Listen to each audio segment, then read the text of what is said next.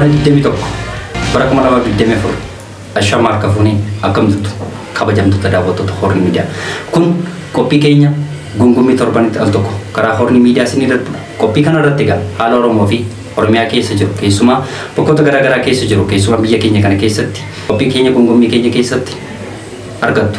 Egaa qophiin gungumii kun yeroo gabaabaaf adda citee ture har'a immoo kunoo karaa horni miidiyaa qophiin keenya gungumii itti fufee jira.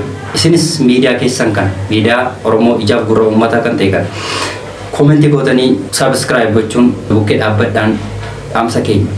Egaa qophiin gungumii har'aaf qabanne egaa mootummaa naannoo Tigraay obbo Geetaachoo Raddaa fi Dr. Gabrasoon yookaan adda bilisa baasaa paartii itti gaafatamaa kan ta'an Dr. Gabrasoon qabannee isiniif dhiyaannee jira. Egaa qophii keenya gungumii kun yookaan qophiin keenya yookaan qabxiin keenya tokkoffaa gungumiin keenya tokkoffaa jechuudha. Gara Tigraayitti fuula keenya isiniif naannessina. Hamma dhumaatti na waliin tura. Qophii kana qopheessuun kan si faana turu Allalisaa Dhaabaati. Egaa miidiyaa keenya kanas subscribe gochuun immoo qaamsa gosa tokkoffaati. Egaa waldhabdeen gidduu kana yookaan immoo mootummaa naannoo Tigraay fi yookaan mootummaa yeroo obbo Geetaachoo Raddaa fi Dr. Gabrasoon gidduutti yookaan immoo diraamaa yookaan fiilmii isaan gaggeessaa jiran kun waan dhaabbate hin fakkaatu. Waggoota darban keessumaa egaa Tigraay kun egaa waggoota 27 sababa sablammoota Itoophiyaa keessa jiru rakkisaa fi dhiphisaa fi akkasuma qaama hir'isaa kan turan isaanuma ture. Ammas fiilmiin kun yookaan immoo diraamaan sun isaanumatti deebi'eeti jira. Egaa mootummaa naannoo Tigraay yeroo ammaa kan ta'e yookaan immoo mootummaa yeroo kan ta'e obbo Geetaachoo Raddaa fi Dr. Gabrasoon gidduutti wal gaarreeffannaan guyyoota muraasa asitti itti dabalaa dhufeera. Egaa joota muraasa yookaan immoo marii Viktooriyaa duratti walii galtee mootummaa federaalaa fi mootummaa yeroo naannoo Tigraay ta'anii kan muudaman obbo Geetaachoo Raddaa gidduutti walii galteen taa'amee mootummaa naannoo yeroof Tigraay ta'anii kan jiran obbo Geetaachoo Raddaa achi keessatti egaa bakkoota garaagaraatti yeroo isaan uummata rakkatee fi uummata dhibbate sanaaf yookaan immoo uummata achi keessatti rakkoo fi beelaaf saaxilamaa jiru yeroo isaan sagalee ta'aa turan ni mul'ata. Garuu kana keessatti egaa Dr. Gabrasoon Gabra Mikaa'el kan ta'an yookaan immoo federaala keessaa erga ari'amanii yookaan sababii lolaatti wal dhabdeetiin erga naannoo Tigraayitti galanii yeroo achi keessatti egaa yeroof immoo kan muudaman obbo Geetaachoo Raddaadha jechuudha. Kana keessatti egaa jarri kun lamaan aangoo wal falmuu fi diraamaa isaan gidduu kan immoo jalqaban kun maal fidee dhufa kan jedhu yeroon kan deebisu ta'a yookaan immoo yerootiin kan laallu ta'a.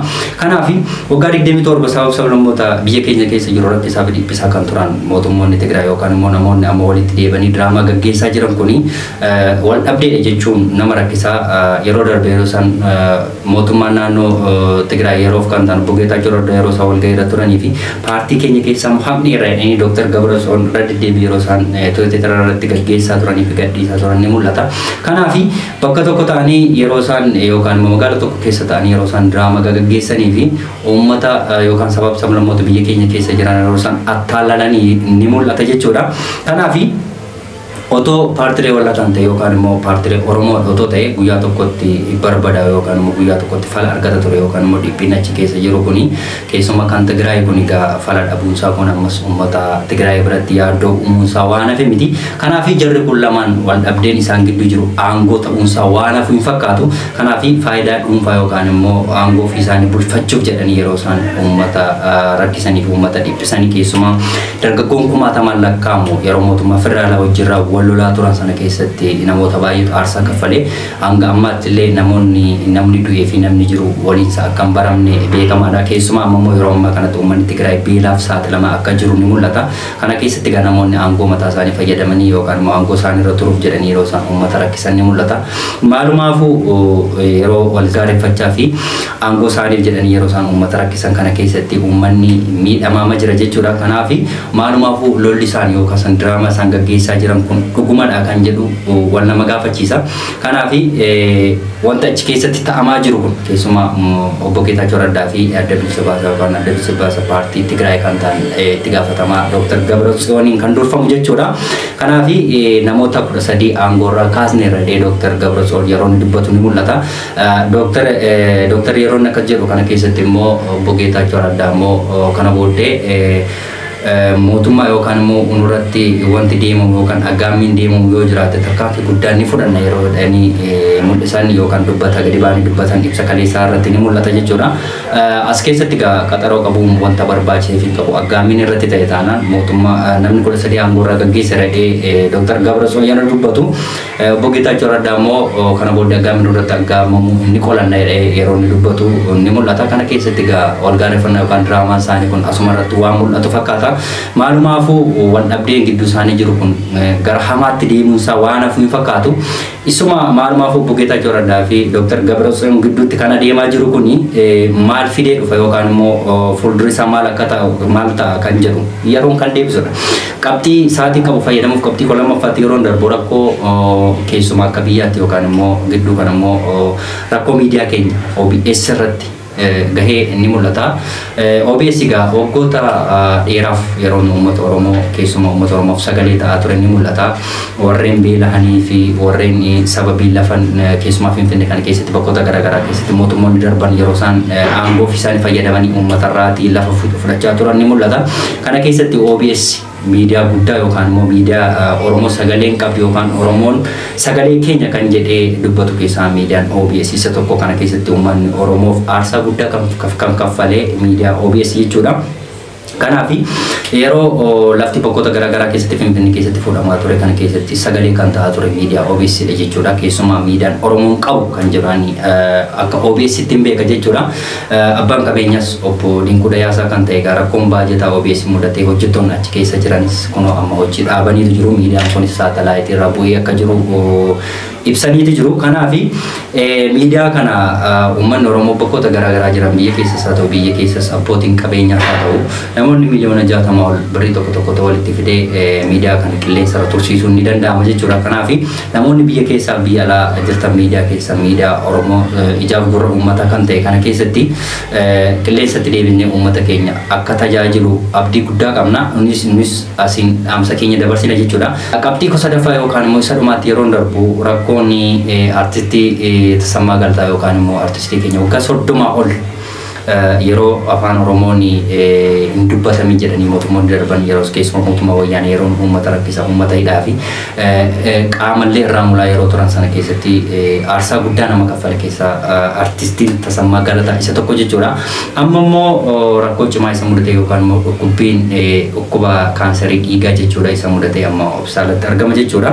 Kanaaf rakkoon achi keessatti isa mudate yookaan immoo dhukkubni kaansarii dhiigaa isa mudate kana keessatti rakkoo baay'ee dabarsee dhiphina baay'ee dabarsee hospitaalatti kan argamu artistiin kuni waggaa 30 ol artii keessa kan ture. Artistiin kun akka yeroo artistii Alii Birraa fa'aa hojjetan jechuudha. Kanaaf dhiphinni gidduu kana isa mudate yookaan immoo kaansarii dhiigaatiin kan qabamee jiru jechuudha. Kanaan immoo guyyaatti qarshii 15,000 hanga 20,000 baasaa kan jiru keessumaa mana jiraatu keessaallee mana kiraa keessaa bahee akka jiru namoonni dubbachaati jiru. Kanaaf innis sagalee Oromoo yookaan immoo gargaarsa Oromoo barbaada jechuudha.